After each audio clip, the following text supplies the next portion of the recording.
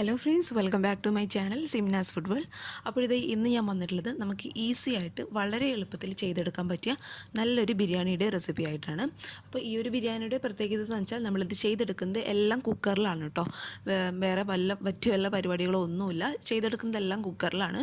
അപ്പോൾ ഞാൻ ഈ ബിരിയാണി ചെയ്തിട്ടുള്ളത് ചിക്കൻ വെച്ചാട്ടോ. അപ്പോൾ നിങ്ങൾക്കിത് സെയിം മെത്തേഡ് തന്നെ മുട്ട വെച്ചിട്ടും അതുപോലെ പച്ചക്കറികൾ വെച്ചിട്ടൊക്കെ ചെയ്തെടുക്കാൻ പറ്റും. അപ്പോൾ തിരക്കുള്ള സമയങ്ങളിലൊക്കെ നമുക്ക് വളരെ പെട്ടെന്ന് റെഡിയാക്കി എടുക്കാൻ പറ്റിയ നല്ല രുചിയുള്ള ഒരു ബിരിയാണി കേട്ടോ. അപ്പോൾ എല്ലാവരും ഒന്ന് കണ്ടു നോക്കി ഇഷ്ടപ്പെട്ടാൽ തീർച്ചയായിട്ടും ട്രൈ ചെയ്ത് നോക്കുക. അപ്പോൾ നമുക്ക് വളരെ എളുപ്പത്തിൽ എങ്ങനെ ഈ ബിരിയാണി റെഡിയാക്കും നോക്കാം. ഈ ഈസി ആയിട്ടുള്ള ബിരിയാണി റെഡിയാക്കാനായിട്ട് ഞാനിത് ഇപ്പോൾ ഇവിടെ എടുത്തിട്ടുള്ളത് ഈ ഒരു കപ്പിൽ 2.5 കപ്പ് ജീരകശാല അല്ലെങ്കിൽ കൈമ അരിയാണ് കേട്ടോ. അപ്പോൾ ഈ ഒരു അരിക്ക് പകരമായിട്ട് നിങ്ങൾക്ക് വേണമെങ്കിൽ ബാസ്മതി റൈസ് ഉപയോഗിക്കാം കേട്ടോ. അപ്പോൾ അത് നിങ്ങളുടെ ഇഷ്ടം പോലെ ചെയ്യുക. ഒന്നുകിൽ ജീരകശാല അരി എടുക്കുക, അല്ലെങ്കിൽ ബാസ്മതി റൈസ് എടുക്കുക. അപ്പോൾ ഈ ഒരു കപ്പിൽ 2.5 കപ്പാണ് ഞാൻ എടുത്തിട്ടുള്ളത്. അപ്പോൾ ഈ ഒരു കപ്പ് നിങ്ങൾ നോക്കണ്ട, നിങ്ങൾ ഏത് ഗ്ലാസ്സിലാണോ അല്ലെങ്കിൽ ഏത് പാത്രത്തിലാണോ അരി അളന്നെടുക്കുന്നത് അതേ സെയിം കപ്പിലായിരിക്കണം ഈ അരിക്ക് ആവശ്യമായിട്ടുള്ള വെള്ളം എടുക്കേണ്ടത്.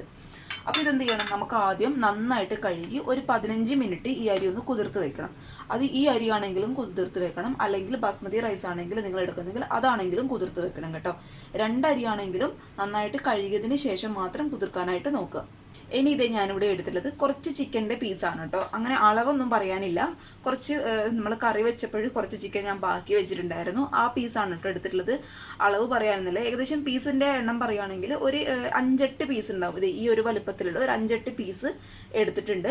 അപ്പോൾ നിങ്ങൾക്ക് ചിക്കൻ കയ്യിലില്ല എന്നുണ്ടെങ്കിൽ ചിക്കന് പകരമായിട്ട് മുട്ട വേണമെങ്കിൽ ഉപയോഗിക്കാം. ഇനി മുട്ട എടുക്കാൻ താല്പര്യമില്ല എന്നുണ്ടെങ്കിൽ വെജിറ്റബിൾസ് ആണെങ്കിൽ അത് എടുക്കാം കേട്ടോ.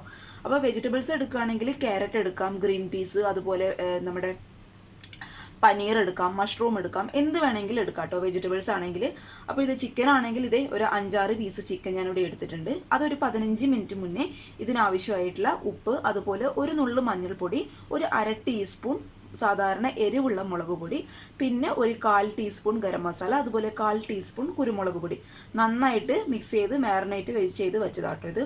അങ്ങനെ ചെയ്ത് വെക്കുമ്പോൾ അറിയാലോ നമ്മുടെ പീസിലൊക്കെ നന്നായിട്ട് എരിവൊക്കെ പിടിച്ചോളും. അപ്പോൾ ഇത് നമുക്കിനി മാറ്റി വയ്ക്കാം.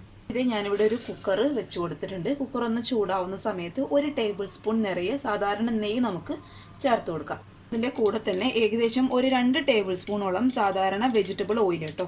അതിപ്പോൾ ഏതാണെങ്കിലും കുഴപ്പമില്ല. ഞാനിപ്പോൾ ഇവിടെ സൺഫ്ലവർ ഓയിലാണ് ഉപയോഗിച്ചത്. ഏത് വെജിറ്റബിൾ ഓയിൽ വേണമെങ്കിലും നിങ്ങൾക്ക് ഉപയോഗിക്കാം. ഇനി അഥവാ വെജിറ്റബിൾ ഓയിൽ ഉപയോഗിക്കാൻ താല്പര്യമില്ല എന്നുണ്ടെങ്കിൽ ഒരു 3 ടേബിൾ സ്പൂണോളം നെയ്യ് ഒഴിച്ചു കൊടുക്കുക കേട്ടോ.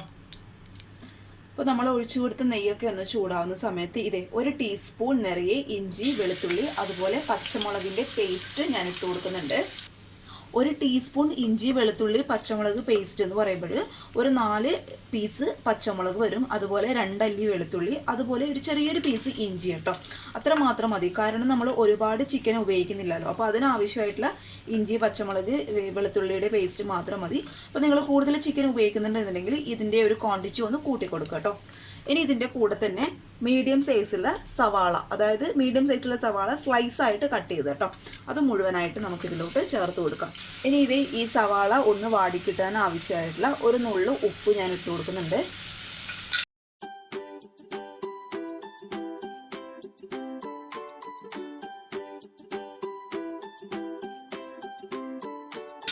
എന്നിട്ട് ഈ സവാളയുടെ കളർ ഒന്ന് മാറുന്ന വരെ നന്നായിട്ട് അങ്ങോട്ട് വഴറ്റി കൊടുക്കും കേട്ടോ. ഈ ഒരു ബിരിയാണിയുടെ പ്രത്യേകത എന്ന് വെച്ചാൽ നമ്മൾ ഒരുപാട് ചേരുവകളൊന്നും ഇതിൽ ചേർക്കുന്നില്ല. സിമ്പിളായിട്ട് നമുക്ക് റെഡിയാക്കി എടുക്കാൻ പറ്റിയ നല്ലൊരു ടേസ്റ്റുള്ള ബിരിയാണി കേട്ടോ.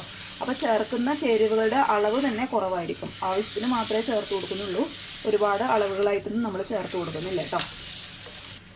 നമ്മൾ ഇട്ട് കൊടുത്ത സവാളയുടെ കളറ് അത്യാവശ്യം ഒന്ന് മാറി വരുന്ന സമയത്ത് നമുക്കിതിലോട്ട് ഒരു കുഞ്ഞു തക്കാളി, അതായത് ഒരു ചെറിയ പീസ് തക്കാളി കേട്ടോ, അത് മാത്രം മതി കുറച്ച് കട്ട് ചെയ്ത്, പിന്നെ ഒരു കൈപ്പിടി നിറയെ മല്ലിയില ഞാൻ ഇതിലോട്ട് ഇട്ട് കൊടുക്കുന്നുണ്ട്. തക്കാളിയുടെ അളവ് കൂടി പോകണ്ട കേട്ടോ, കാരണം ഇങ്ങനത്തെ കുറച്ചിടാനുള്ള കാരണം ചിക്കൻ്റെ അളവ് കുറച്ച് മാത്രമേ നമ്മൾ എടുത്തിട്ടുള്ളൂ. അപ്പോൾ ആ ഒരു അളവിനെ കണക്കാക്കിയിട്ടുള്ള തക്കാളി മാത്രം എടുത്താൽ മതിയാവും കേട്ടോ. എന്നിട്ട് ഇതെല്ലാം കൂടി നന്നായിട്ട് അങ്ങോട്ട് വഴറ്റിയെടുക്കുക. നമ്മൾ ഒരു ഈസി പീസി ബിരിയാണി, തട്ടിക്കൂട്ട് ബിരിയാണി എന്നൊക്കെ നമുക്കിതിന് പറയാം കേട്ടോ. അതേസമയം നല്ല ടേസ്റ്റുള്ള ഒരു ബിരിയാണി കൂടിയാണ്. അപ്പോൾ ചിക്കൻ ഉണ്ടെങ്കിൽ കൂടുതൽ നല്ലത് ചിക്കൻ തന്നെ എടുക്കുക കേട്ടോ. മുട്ടയാണെങ്കിലും കുഴപ്പമില്ല.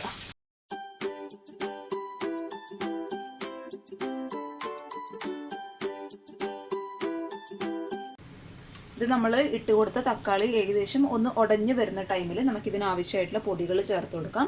അപ്പോൾ പൊടികൾ എന്ന് പറയുമ്പോൾ ഒരു 1/4 ടീസ്പൂണിലും കുറവ് മഞ്ഞൾപ്പൊടി ഞാനിതിലോട്ട് ഇട്ട് കൊടുക്കുന്നുണ്ട്. പിന്നെ ഇത് ഒരു 1/4 ടീസ്പൂൺ സാധാരണ എരിവുള്ള മുളക് പൊടി കേട്ടോ. പിന്നെ ഇത് ഒരു 1/2 ടീസ്പൂൺ നിറയെ മല്ലിപ്പൊടി ഇട്ട് കൊടുക്കുന്നുണ്ട്. പിന്നെ ഒരു 2 ടീസ്പൂൺ നിറയെ ഗരം മസാല ഇട്ട് കൊടുക്കുന്നുണ്ട്. ഗരം മസാല ഇല്ലെങ്കിൽ ബിരിയാണി മസാല ഇട്ട് കൊടുക്കട്ടോ. 2 ടീസ്പൂൺ നിറയെ. മല്ലിപ്പൊടിയുടെ അളവ് കുറച്ച് മാത്രം മതി. ഗരം മസാലയാണ് കേട്ടോ ഈ ഒരു ബിരിയാണിക്ക് കൂടുതൽ വേണ്ടത്. എന്നിട്ട് പതുക്കെ ഒന്ന് വഴറ്റി കൊടുക്കുക. പിന്നെ പൊടികൾ ഇടുമ്പോഴും ശ്രദ്ധിക്കുക, തീ എപ്പോഴും ലോ ഫ്ലെയിമിലോട്ട് മാറ്റിയതിന് ശേഷം മാത്രം പൊടികൾ ഇട്ട് കൊടുക്കുക കേട്ടോ. ഇനി പൊടികളുടെ പച്ചമണം നന്നായിട്ടൊന്ന് മാറി കിട്ടണം.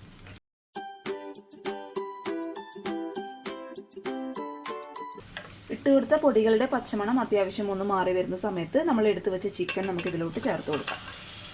ഇനി ഇതെല്ലാം കൂടി നന്നായിട്ട് അങ്ങോട്ട് വഴറ്റി കൊടുക്കുക.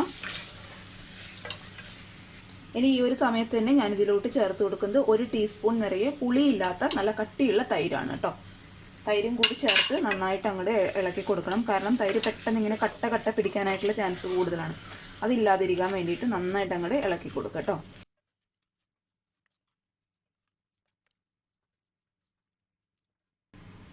ഇനി ഇത് ഈ കുക്കറിലോട്ട് ചിക്കൻ വേവാൻ ആവശ്യമായിട്ടുള്ള ഒരു 1/2 കപ്പ് ഇളം ചൂടുള്ള വെള്ളം ഞാൻ ഒഴിച്ചു കൊടുക്കുന്നുണ്ട്.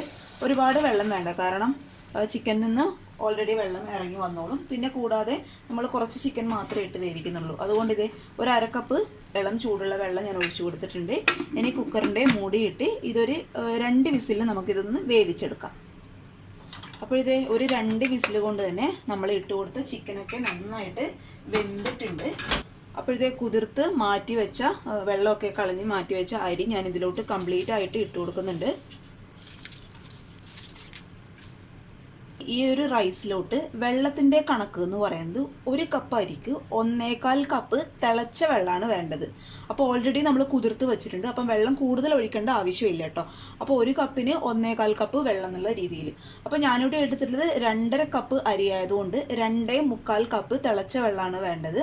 അപ്പോൾ ഓൾറെഡി ചിക്കൻ വേവിച്ച കുറച്ച് വെള്ളം ഇതിൽ ബാക്കിയുണ്ട്. അതൊരു 1/2 കപ്പ് വെള്ളം ഉണ്ടാവും. ഇനി നമ്മൾ ഇതിലോട്ട് ഒഴിച്ചു കൊടുക്കേണ്ടത് 2.25 കപ്പ് വെള്ളമാണ് കേട്ടോ. അപ്പോൾ ചിക്കൻ്റെ ഒരു വെള്ളം തീരെ ഇല്ല എന്നുണ്ടെങ്കിൽ 2.25 കപ്പ് മുഴുവനായിട്ട് നിങ്ങൾ ഒഴിച്ചു കൊടുക്കണം കേട്ടോ. ഇപ്പോഴത്തെ തിളച്ചുകൊണ്ടിരിക്കുന്ന വെള്ളം ഞാൻ ഇതിലോട്ട് ഒഴിച്ചു കൊടുക്കുകയാണ്. ഇനി ഇതിലോട്ട് നമുക്ക് സ്പൈസസ് ചേർത്ത് കൊടുക്കാം. സ്പൈസസ് എന്ന് പറയുമ്പോൾ 1 ഏലക്കായ എടുത്തിട്ടുണ്ട്, അതുപോലെ ചെറിയൊരു പീസ് പട്ട എടുത്തിട്ടുണ്ട്, 2 പീസ് ഗ്രാമ്പൂ എടുത്തിട്ടുണ്ട് കേട്ടോ. അത് നമുക്ക് ഇതിലോട്ട് ചേർത്ത് കൊടുക്കാം. ഒരുപാട് സ്പൈസസിൻ്റെ ആവശ്യമില്ല, കാരണം നമ്മൾ ഇതിൽ ഓൾറെഡി ഗരം മസാലയൊക്കെ ഇട്ടിട്ടുണ്ട്. പിന്നെ ആ ഒരു റൈസിന് ചെറിയൊരു ഫ്ലേവർ കൊടുക്കാൻ വേണ്ടിയിട്ട് മാത്രമാണ് കേട്ടോ ഈ ഒരു സ്പൈസസ്. ഇനി ഇത് നമ്മൾ ഒഴിച്ചു കൊടുത്ത വെള്ളം ഇതിൽ കിടന്ന് ഒന്ന് തിളച്ച് വരുന്ന സമയത്ത് 1 ടീസ്പൂൺ നിറയെ നെയ്യ് ഞാൻ ഇതിലോട്ട് ചേർത്ത് കൊടുക്കുന്നുണ്ട്. പിന്നെ ഇത് കുറച്ച് മല്ലിയില ഇട്ട് കൊടുക്കാം. പിന്നെ ഇത് ഒരു 1/2 ടീസ്പൂണോളം റോസ് വാട്ടർ ചേർത്ത് കൊടുക്കുന്നുണ്ട് കേട്ടോ. അത് ചേർത്ത് കൊടുക്കുമ്പോൾ നമ്മുടെ ബിരിയാണിക്ക് നല്ലൊരു ഫ്ലേവർ ആയിരിക്കും കേട്ടോ. ഇനി ഇതെല്ലാം കൂടി ഒന്ന് മിക്സ് ചെയ്തതിന് ശേഷം അടച്ച് വെച്ച് കുക്കറിൻ്റെ വിസിലും വാഷറും എല്ലാം ഇട്ട് മീഡിയം ഫ്ലെയിമിൽ ഒരൊറ്റ വിസിൽ കേട്ടോ. മീഡിയം ഫ്ലെയിമിൽ 1 വിസിൽ മാത്രം മതി. അപ്പോഴേക്കും നമ്മുടെ അരി കറക്റ്റായിട്ട് വെന്തോളും. ഒരുപാട് വിസിലിട്ട് വേവിക്കാൻ നിന്നാൽ, അതിൽ കൂടുതലിട്ട് വിസിലിട്ട് വേവിക്കാൻ നിന്നാൽ നമ്മുടെ റൈസ് വല്ലാതങ്ങ് വെന്ത് പോകും. അപ്പം മീഡിയം ഫ്ലെയിമിൽ ഒരൊറ്റ വിസിലിട്ട് വേവിച്ചെടുക്കുക കേട്ടോ. ചോറൊക്കെ 1 വിസിൽ കൊണ്ട് തന്നെ നന്നായിട്ട് വെന്തിട്ടുണ്ട് കേട്ടോ. ഒട്ടും ഒട്ടിപ്പിടിക്കാത്ത രീതിയിൽ കിട്ടിയിട്ടുണ്ട്. അപ്പോൾ ഇത് മീഡിയം ഫ്ലെയിമിൽ 1 വിസിൽ മാത്രം കേട്ടോ. ഒരുപാട് ഇട്ട് വേവിച്ച് കഴിഞ്ഞാൽ ഈ ചോറ് ഈ അരി പെട്ടെന്ന് വേവുന്ന അരിയാണ്, എല്ലാം കൂടി അങ്ങ് ഒട്ടിപ്പിടിച്ചു പോകും. അപ്പോൾ അതൊന്ന് ശ്രദ്ധിച്ചേക്കുക. അപ്പോൾ നല്ലൊരു ടേസ്റ്റുള്ളൊരു ബിരിയാണിയാണ് കേട്ടോ. ഞാൻ അടുത്തുനിന്ന് കാണിച്ചു തരാം. അപ്പോൾ എല്ലാവരും ഒന്ന് ട്രൈ ചെയ്ത് നോക്കുക. തിരക്കുള്ള സമയങ്ങളിലൊക്കെ നമുക്ക് വളരെ എളുപ്പത്തിൽ റെഡിയാക്കി എടുക്കാൻ പറ്റിയ നല്ലൊരു ബിരിയാണിയുടെ റെസിപ്പിയാണ്. പിന്നെ കൂടാതെ നിങ്ങളുടെ റൈസ് അഥവാ കൂടുതൽ വെന്ത് പോയി എന്നുണ്ടെങ്കിൽ ഈ ഒരു കുക്കറിൽ നിന്ന് പെട്ടെന്ന് മാറ്റി കൊടുക്കുക കേട്ടോ. പെട്ടെന്ന് കുറച്ച് വീതിയുള്ള ഒരു പാത്രത്തിൽ ഇട്ട് കൊടുക്കുക. അതൊന്ന് ചൂടാറി കഴിയുമ്പോൾ അതിൻ്റെ ആ ഒരു വേവ് എന്ന് പറയുന്നത് കറക്റ്റായിട്ട് കിട്ടിക്കോളും. വെന്തതിന് ശേഷം, കാരണം ഒരുപാട് വെന്തതിന് ശേഷം വീണ്ടും കുക്കറിലിട്ട് വെക്കാൻ പാടില്ല. കാരണം ഇതിൻ്റെ അടിഭാഗത്തുള്ള ചോറൊക്കെ പിന്നെയും വേവ് കൂടുതലായി പോകും കേട്ടോ. അതുകൊണ്ട് അങ്ങനെയുള്ള പ്രശ്നം ഉണ്ടെന്നുണ്ടെങ്കിൽ പെട്ടെന്ന് ഇതങ്ങോട്ട് മാറ്റി കൊടുക്കുക കേട്ടോ. അപ്പോൾ വീഡിയോസൊക്കെ കണ്ട് എല്ലാവർക്കും ഇഷ്ടമായെന്ന് വിചാരിക്കുന്നു. അപ്പോൾ ഇഷ്ടമായെങ്കിൽ തീർച്ചയായും ട്രൈ ചെയ്ത് നോക്കുക. ട്രൈ ചെയ്ത് നോക്കിയിട്ട് നിങ്ങളുടെ അഭിപ്രായങ്ങൾ തീർച്ചയായിട്ടും കമൻറ്റ് ചെയ്യുക. അതുപോലെ വീഡിയോ ലൈക്ക് ചെയ്യാനും ഷെയർ ചെയ്യാനും കൂടി മറക്കരുത് കേട്ടോ. അപ്പോൾ അടുത്തൊരു നല്ല വീഡിയോ ആയിട്ട് കാണും വരെ thank you for watching Simnas food world. By.